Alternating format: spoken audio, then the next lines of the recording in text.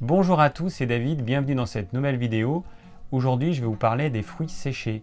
Alors, ce que j'entends par fruits séchés, c'est les fruits comme les figues, les pruneaux, les abricots, donc les fruits qu'on a fait sécher. C'est différent des oléagineux. Les oléagineux sont les amandes, les noix de cajou, etc. Alors, les fruits séchés, donc c'est quelque chose qu'on trouve depuis très longtemps dans les magasins bio.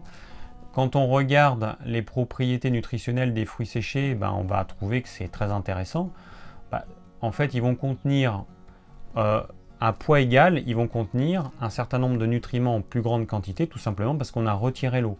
Après, il y a d'autres nutriments qui vont être détruits par le processus de séchage, notamment la vitamine C, mais il va y avoir une concentration de certains nutriments. Par contre, il va y avoir concentration d'un macronutriment qui est le sucre. Les fruits séchés, ils vont contenir entre 50 et 70% de sucre. Ils sont des sucres rapides. Donc la date, c'est 70%. Le pruneau, l'abricot, eux, ça va être autour de 50%.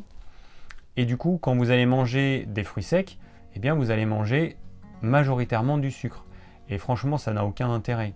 Il vaut mieux manger des fruits de saison qui vont contenir à poids égal forcément beaucoup moins de sucre, qui vont vous rafraîchir, qui vont vous apporter de l'eau, plutôt que des fruits secs qui auront été séchés. Donc c'est rarement séché au soleil. Alors ça arrive, dans les produits bio on trouve un certain nombre de produits qui sont séchés au soleil, sinon ça va être séché dans des fours, et du coup ça va consommer de l'énergie. Donc ça a un intérêt en fait pour pouvoir conserver des fruits qui sinon se perdraient.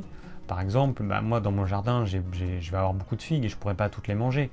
Donc c'est vrai que ça pourrait avoir un intérêt que je fabrique, je vais peut-être le faire d'ailleurs, que je fabrique un séchoir solaire qui va me permettre de sécher mes figues et que je pourrais manger ponctuellement en fonction de certains besoins le moment venu. Et à quel moment est-ce qu'on peut manger les fruits secs? Eh bien, les moments idéaux, ça va être quand on a besoin d'énergie rapidement. Alors ça va être par exemple quand on fait une randonnée. C'est vrai que c'est pratique parce que c'est pas lourd, et puis ça va apporter de l'énergie, ça va apporter des sucres. Alors c'est des sucres rapides, donc c'est jamais très bon d'en manger régulièrement parce que ça fait monter le taux de sucre dans le sang de façon trop élevée. Donc du coup le corps va faire baisser ça en produisant de l'insuline. Cette insuline, elle va stocker ce sucre en petite quantité sous forme de glycogène dans le foie et les muscles, et puis tout le reste, ça va être transformé en graisse.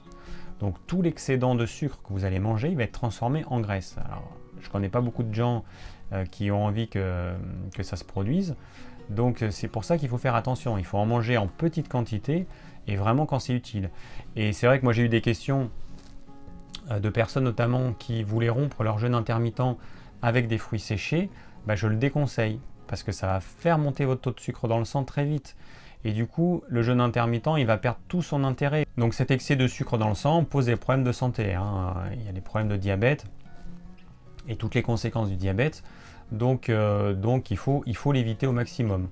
Donc pas de fruits secs pour rompre votre jeûne intermittent. Et puis surtout, pas de fruits secs au quotidien. Parce que la personne, elle me disait qu'elle prenait des fruits secs pour les nutriments qu'ils contiennent, pour certains types de minéraux, certaines vitamines, mais moi j'ai répondu mais ça sert à rien en fait. Un fruit sec pour moi c'est un bonbon. Alors c'est un bon bonbon parce que vous n'avez pas les colorants, vous n'avez pas les arômes artificiels, vous n'avez pas ces acidifiants, toutes ces cochonneries chimiques, ok, mais ça reste du sucre. C'est pas parce que c'est un sucre naturel que c'est meilleur. On ne devrait manger qu'en très petite quantité, ou pas du tout même, parce que c'est pas du tout indispensable. On devrait manger les sucres rapides ou pas du tout en très petite quantité. Et donc c'est pas parce que c'est un fruit sec qu'on peut en manger régulièrement, pas du tout.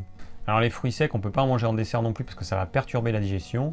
Cette quantité importante de sucre va systématiquement perturber la digestion, ça va entraîner des fermentations, une fermentation alcoolique qui va entraîner une production d'alcool.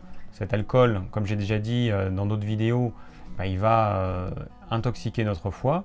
Et puis ces fermentations, elles vont entraîner une perturbation de notre microbiote intestinal qui va avoir des répercussions globales sur notre santé globale. Si on met pareil des fruits secs dans les pâtisseries, ça va être la même chose. De toute façon, les pâtisseries, bon, c'est indigeste par nature.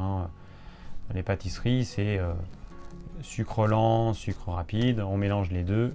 Ça ne peut pas se digérer. Il y en a un qui se digère instantanément, c'est le sucre rapide. Le sucre lent, il a besoin de plusieurs heures pour être digéré. Donc en attendant, le sucre rapide va fermenter.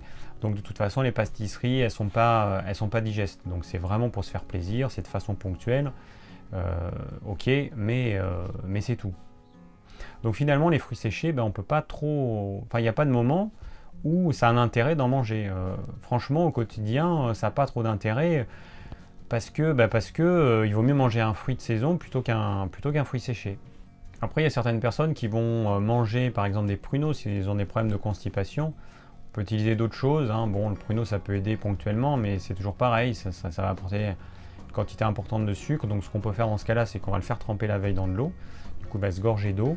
Et donc, il y aura cette eau qu'on avait enlevée durant le processus de séchage de la prune.